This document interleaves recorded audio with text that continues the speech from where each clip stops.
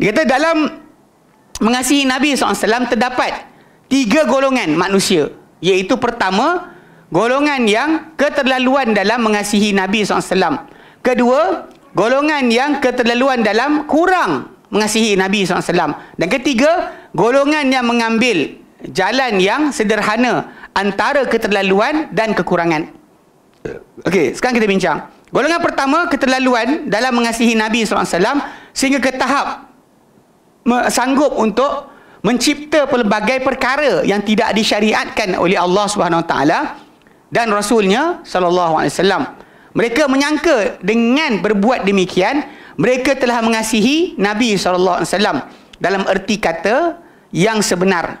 Antara keterlaluan dalam memuji Nabi SAW sehingga ke tahap melebihi kedudukan baginda SAW seperti sebagai seorang Rasul yang dipilih oleh Allah Subhanahu Wa Taala. Antaranya juga menganggap kewujudan dunia ini dan akhirat merupakan hasil daripada kepemurahan Rasulullah SAW dan ilmu yang dimiliki oleh baginda, merupakan ilmu luh dan juga kalam. Okay, first yang tadi masalah adalah macam kes cinta Nabi lebih. Tapi last sekali benda yang Nabi tak suruh buat. Contoh, tambah Sayyidina dalam selawat yang Nabi ajar. Nabi ajar sebut Allahumma salli ala Muhammad wa ala ali Muhammad. Nabi ajar macam tu. Buka semua riwayat, semua lafaz macam tu. Datang orang kata, tapi kan kita sayang Nabi. Ini konon hatta yang capal lah, yang tanpa capal atas kepala tu, dan capal tu kan atas alasan sayang Nabi lah. Tapi perbuatan dia buat tadi melampaui batasan yang diletakkan. Hatta Nabi sendiri pernah larang para sahabat berdiri kalau baginda datang. Bahkan Nabi larang mereka memuliakan Nabi seperti memuliakan orang-orang Nasrani akan Isa bin Maryam. Nabi sebut pada mereka, larang. Ada yang datang sujud kat kaki Nabi pun Nabi larang. Tapi diorang nak buat juga. Alasan dia kata, kenapa tak boleh buat? Kan Nabi ni adalah, ada sampai peringkat yang kita kata yang jadikan Nabi ni setara sebanding Allah Ta'ala dalam masalah ilmu dan pengetahuan. Ilmu luh kan, Nabi kata tak tahu apa dalam bila kiamat. Tapi dia kata Nabi ada ilmu luh dan qalam. So dia apa semua sekali semua Nabi tahu. Tapi sebenarnya punca orang cakap macam ni sebab diorang dah letak guru mereka macam tu. Tapi Nabi punya ucapan tak ada. Dan tok guru dia bagi pisang pada rimau, Nabi jatuh kuda. Jadi faham tak? Nabi kena panah, patah gigi, luka kepala, darah tumit. Kan baca cerita Wali Songo kena baring batu, tak kena langsung tang kan. Jadi macam bandingan tu akan menyebabkan masalah. Kalau dalam Quran Karim memang Allah Ta'ala ceritakan tentang para anbiya dibunuh oleh kaum masing-masing, terutama Bani Israel. Kita nak buang cerita tu ke mana? Memang berlaku. Dibunuh para anbiya oleh Bani Israel itu sendiri. Allah Ta'ala izinkan berlaku perkara berkenaan. Tapi pada mereka tak boleh. Pasal dah penjagaan Allah takkan letak terjaga. Macam tu. Saya tengok ada satu video daripada Indonesia. Pakcik, tak tahu nama dia apa. Dia kata, mana mungkin Nabi disihir? Dia kata. Pasal dia bagi cerita tentang tajuk turun surah Al-Falaq dengan An-Nas, Muawwidhatain kan, disembuhkan Nabi dengan dari sihir dengan 2 surah tersebut. Dia kata ini dalam Bukhari Muslim tapi saya tak boleh terima. Dia kata kerana mana mungkin Nabi itu disihir, mana mungkin, dia cakap. Kononnya cakap itulah. Tapi sebenarnya dia cakap dia lupa kisah Nabi Musa kena sihir. Dan Quran juga cerita kan nampak tongkat dan tali ahli sihir jadi ular. Musa takut. Allah Ta'ala cerita kan, Musa ketakutan. Sampai Allah Ta'ala kata, kulna la takhaf innaka antal a'la. Kami kata jangan takut, engkau lagi tinggi. Walqi ma fi yaminika talqafu ma sana'u. Campak apa di tangan kanan engkau, dia akan telan apa mereka buat. Allah Ta'ala ajar pada Musa nak buat apa, tahu tak? Musa ketakutan ketika tu. So Musa nampak tongkat dan tali jadi ular. So kena sihir tak kena sihir? Kenalah. Orang kata, mana mungkin kena sihir, dijaga oleh para malaikat, dia kata. Dia pakcik tu. Dia ni masalah lah. Awak tak boleh angkat para anbiya tadi mengatasi batasan yang Allah letakkan. Yang Nabi ceritakan pada kita sendiri. Penghormatan, ya, tapi bukan penghormatan cara yang awak nak. Cara yang agama nak.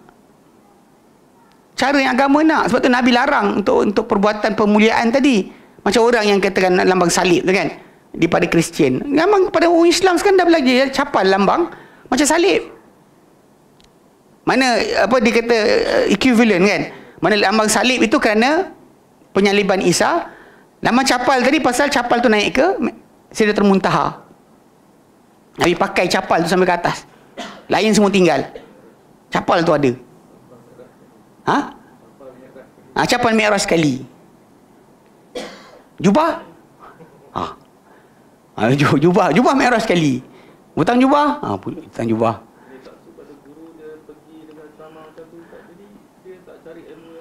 Tak adalah.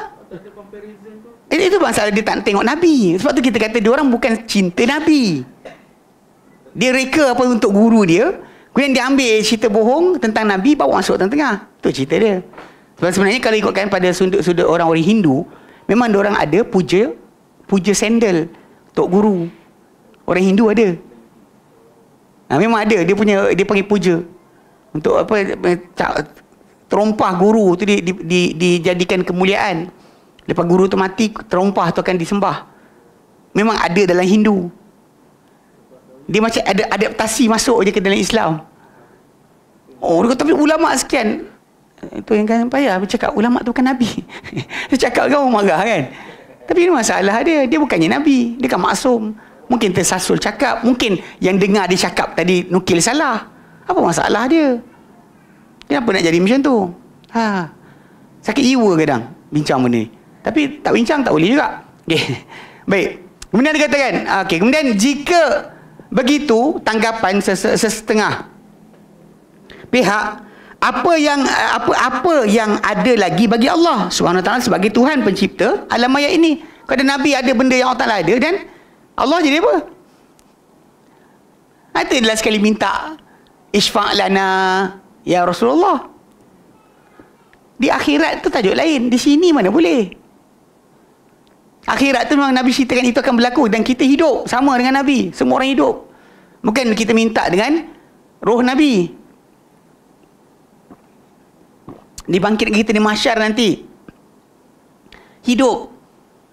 Geng-geng yang kata boleh istighosah dengan mayat. Dia kata, kat sana nanti boleh. Kenapa sini tak boleh? Sana nanti awak hidup. Para anbiya pun hidup. Hidup dengan hidup memang minta lah. Nak ingatkan payah juga. Baik. Kemudian golongan kedua pula, dia kata kurang dalam meraikan, betul ni. Nak pakai spek lagi tak nampak. Kurang dalam meraikan hak Nabi SAW dari segi mengasihi baginda SAW kerana meletakkan rasa kasih yang lebih kepada diri, harta dan juga keluarga sendiri mengatasi kasih kepada Nabi SAW. Itu. Contoh macam tadi lah, macam kumpulan yang dia tak nak ikut Nabi SAW. Macam Kasim Ahmad. Dia mengaku dia Muslim tapi dia tak ikut Nabi. Kononnya dia logik dan sebagainya. Critical thinking. Dia ada kumpulan macam tu. Dia lupa kedudukan Nabi SAW dalam masalah menjadi penjelas pertama untuk Quran. Saya baca ayat tu pun dia try nak twist juga. Dia try nak twist juga. Saya perasan lah. Memang dia siap sedia dah sebenarnya. Dia memang dah ada idea dalam kepala dia. Dia bukan nak tanya. Separuh berdebat. Tapi tak ada masalah lah. Bila saya kata jangan koyak. Tapi lah bila saya kata awak anak bapa awak, muka berubah. Okey. Mereka juga kurang menghormati Nabi SAW dan juga tidak mengikut sunnah baginda sallallahu alaihi wasallam. Ini memang kita kata sampai solat pun. Sebab saya ingat macam ayat dikatakan oleh Kasim Ahmad. Dia kata apa? Muhammad is not the only prophet. Muhammad bukan hanya Nabi. Ada Nabi lain juga. Bagi dia boleh ikut semua. Sedangkan kita belajar dalam Quran Karim tak macam tu. Quran tak bagi kita macam tu. Ketika zaman Musa lah. Zaman Isa lah. Zaman Muhammad sallallahu alaihi wasallam lah Rasul kita. Mana boleh kita ikut semua? Cinta semua Rasul. Tapi kita ikut hanya satu. Okay? Golongan ketiga adalah golongan yang pertengahan. Mereka terdiri daripada kalangan para sahabat, tabi'in dan orang-orang yang mengikuti jejak langkah mereka dengan baik. Mereka mewajibkan kasih kepada Rasulullah SAW dari segi hukum dan juga melaksanakan tuntutan kasih kepada Rasulullah SAW tersebut dari segi i'tiqad. Hukum ikut, kepercayaan hati pun, i'tiqad pun sama. Okey. Perkataan dan juga perbuatan. Apa Nabi tunjukkan daripada kata-kata atau perbuatan? Jangan. Tengok para sahabat Nabi SAW. Okay, bila kita dengar apa macam Ibnu Umar, dia dengar anak dia Bilal bin Abdullah bin Umar cakap, demi Allah dia tak nak bagi isteri dia pergi ke masjid. Dia datang rumah, dia maki anak dia. Perawi hadis dia kata, aku tak pernah dengar dia marah siapa macam tu. Dia kata, aku sabda Rasulullah, kau kata kau demi Allah kau akan halang. Sangat marah. Imran bin Husain pun sama juga. Seorang lelaki main baling batu. Dia tengok orang tu baling batu. Kan? Dia kata jangan buat. Nabi larang. Nabi kata ia tak membunuh musuh, tak diburu binatang dengan perbuatan baling-baling batu ni. Lepas tu dia buat juga. Aku dah cakap engkau, Nabi sabda engkau buat juga. Demi Allah aku takkan cakap dengan kau. Kalau kau mati, aku takkan solat jenazah engkau. Serius. Sampai peringkat macam tu kita dengar, ekstrimnya. Pasal cinta Nabi mereka sangat besar. Kecintaan itu sangat besar kepada perkara yang nyata daripada Nabi SAW. Ini kena jaga-jaga juga pada kumpulan kononnya geng-geng polis manhaj, tahu? Geng, saya polis manhaj. Geng-geng ni benda dia cakap ijtihad. Tok guru dia kata macam ni, orang tak boleh pakai. Dia pakai tok guru dia punya kata-kata tu untuk aplikasi pada semua orang, mana boleh. Awak perlukan dalil yang soreh untuk gunakan bagi macam para sahabat buat tadi. Para sahabat boikot orang tu, pulaukan orang tu macam tu, sebab nas yang nyata Nabi SAW kata jangan buat. Dia buat juga.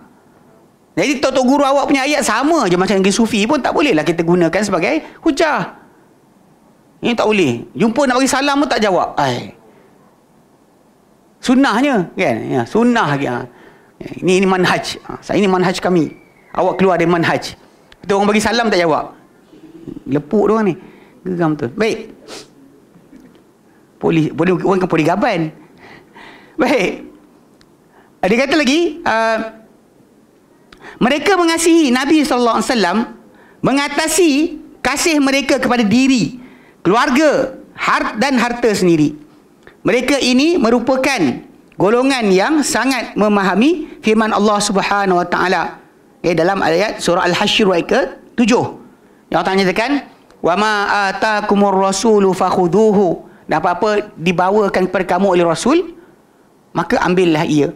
Wa ma nahakum anhu fantahu. Dan apa bagi dilarang kamu daripadanya, maka berhentilah. Wattaqullah, takutlah kalian kepada Allah. Innallaha subhanahu wa ta'ala syadidul iqab, amat keras siksaan. Dan juga firman Allah Subhanahu wa taala dalam ayat surah Al-Hujurat, ayat pertama, kedua dan juga ketiga. Dia Allah nyatakan, a'udzubillahi minasyaitonirrajim. Ya ayyuhalladzina amanu, hai orang-orang yang telah beriman, la tuqaddimu baina yadayillahi wa rasulihi, yang kamu mandai-mandai mendahului di hadapan Allah juga Rasulnya. Wattaqullah, takutlah kepada Allah. Innallaha sami'un alim, Subhanahu wa ta'ala maha mendengar lagi maha mengetahui. Dengar apa kalian cakap, tahu apa dalam hati kalian. Ya ayyuhalladzina amanu, hei orang-orang yang beriman, la tarfa'u aswatakum fawqa sautin nabi, yang kamu angkat suara kamu mengatasi suara Nabi di hadapan Nabi. Wala tajharu lahu bil qawli ka jahri ba'dikum li ba'din, dan jangan kamu nyaringkan kepada baginda dengan kata-kata seperti nyaringnya sebagian kalian kepada sebagian lain. Sebab apa? Kalau kamu nyaring, antah bata a'malukum, akan gugurlah amalan kalian, wa antum la tash'urun, sedangkan kalian tidak menyedari. Benda ni dan sampaikan dalam Masjid Nabawi. Umar bin Khattab radhiyallahu anhu, dia tengok ada dua orang bertekak dalam Masjid Nabawi. Dia tahu dia tak boleh angkat suara, dia ambil batu, dia baling. Dia baling kat dua orang tu. Dia baling, suruh diam. Lepas tu pas diam kan, panggil. Dia kata, korang dari mana? Tu dia kata, kami dari tempat sekian, tempat jauh lah. Umar kata, mujur daripada tempat lain. Kalau korang orang sini, aku pukul orang. Sebab dalam Masjid Nabi dia tinggi suara. Umar hampir pukul. Tapi kerana orang bukan orang situ, maafkanlah, tapi orang bagi tahu jangan angkat suara. Dia sendiri nak tegur orang tu, dia tak jerit pun. Dia boleh jerit kan, untuk hentikan orang tu bercakap. Tapi dalam masjid Nabi SAW, dia sendiri tak angkat suara.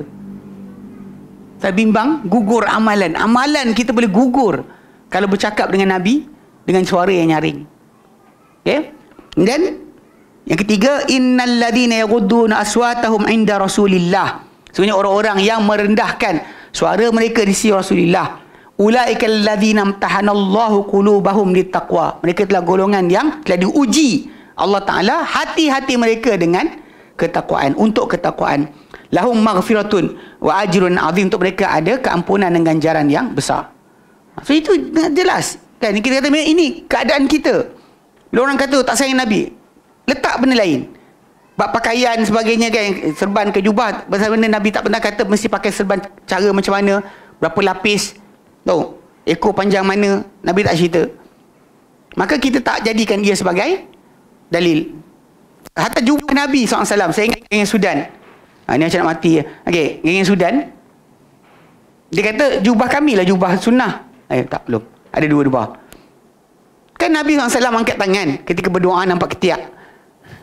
Mana jubah yang boleh nampak ketiak sekarang? Geng Sudan, jubah Sudan je. Sudan dia punya lengan ni besar gila. Boleh masuk abang-abang sekali. Satu badan boleh masuk dalam lengan ni. Besar dia. So kalau macam tu je besar, angkat, apa jadi? Nampak tak ketiak? Memanglah. Yang mana dekat Turki yang ada tu, itu bukan jubah Nabi SAW. Bahkan dia diambil daripada peti yang diletakkan berhampiran kubur Nabi SAW sebab baginda wafat. Sebab baginda wafat, dan Nabi tak tinggalkan jubah, selai dua helai, semua tu dah para sahabat dah ambil. Keledai sekor, baral sekor, dia unta sekor, itu je harta Nabi tinggalkan. Dan hadis Bukhari datang, tak ada tinggal apa-apa, tak ada duit, tak ada apa Nabi tinggal. Tapi bila sebut tentang jubah tu, yang mana yang dibawa ke Turki tu adalah daripada peti. Peti ni diletakkan dekat tepi kubur Nabi SAW. Siapa datang bawa hadiah, letak dalam tu, oleh salah satu di antara raja-raja yang selepas zaman para sahabat. Jadi bila letak situ tu lah, jumpa capal lah, jumpa jubah lah. Jadi Empire Osmaniyah Turki, bila diorang nak keluar daripada tanah haram tu, diorang buat satu rel kereta api tau, straight daripada Madinah tu pergi sampai ke Turki, Istanbul. Sampai sekarang rel tu ada lagi. Yang rel tu dibawa balik semua benda yang artifak tadi. Lepas tu orang pun kata semua Nabi punya, sedangkan bukan Nabi punya sebenarnya. Hatta ada serpihan batu Hajar Aswad, 4 serpihan daripada Hajar Aswad masih lagi disimpan di Turki pada kubur raja-raja mereka. Hajar Aswad, serpihan tu diambil letak sana dekat kubur. Satu dekat pintu gerbang masuk, satu bandar, dekat kubur pun ada 4 serpihan, tak saya dibawa lari. Tapi yang itu Hajar Aswad lah. Yang jubah tu, apa yang peti tadi lah, benda tu orang datang kemudian bagi, bukan Nabi punya. Nabi tak nak pakai. Apa pernah sentuh badan Nabi, ialah ada keberkatan. Apa yang tak pernah sentuh badan Nabi, dan kita kata apa? Takkan macam ni, saya niatkan air halia ni kepada Nabi SAW, lepas tu semua berebut datang. Memang Ustaz Adli dapat hadiahkan kepada Nabi ni, jadi air ni jangan main. Semua orang lepas ni minum seorang seteguk. Tak boleh awak niatkan, Nabi tak pernah terima pun. Apa salah awak nak kata benda Nabi punya? Tapi itu benda yang banyak orang tak tahu tentang sejarah. Itu yang artifak tentang baju tadi. Bukan Nabi tak pakai macam tu pun baju. Jual jubah tadi kan. Itu semua tu adalah khayalan semata-mata. Okey. Namun begitu, mereka tidak keterlaluan dalam mengasihi Nabi SAW, kerana mereka sangat memahami sabda Rasulullah SAW dalam hadis riwayat Anas bin Malik radhiyallahu anhu. Dia kata, anna rajulan qala, bahawa seorang lelaki berkata, ya Muhammad, ya Muhammadu, hey Muhammad, ya sayyidana, wahai penghulu kami, wa bena sayyidana, dan anak penghulu kami, wa khairana, dan orang terbaik kami, wa bena khairina, dan anak orang terbaik kami, Faqala Rasulullah sallallahu alaihi wasallam, maka bersabda Rasulullah SAW, ya ayuhan nas, wahai sekalian manusia, alaikum bitaqwakum, hendaklah kalian berpegang ketakwaan kalian, hendaklah kalian berpegang dengan ketakwaan kalian. Wala yastahwiyannakumus syaitanu, janganlah syaitan memperdaya kalian, menguasai kalian. Ana Muhammad bin Abdullah ibnu Abdullah, ana Muhammad bin ibnu Abdullah, aku ni Muhammad bin Abdullah, Abdullahi wa rasuluhu, hamba Allah dan juga utusannya.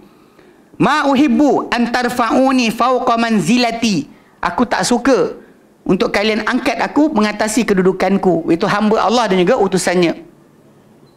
Allati anzalanillahu azza wa jalla, yang Allah Ta'ala letakkan aku padanya.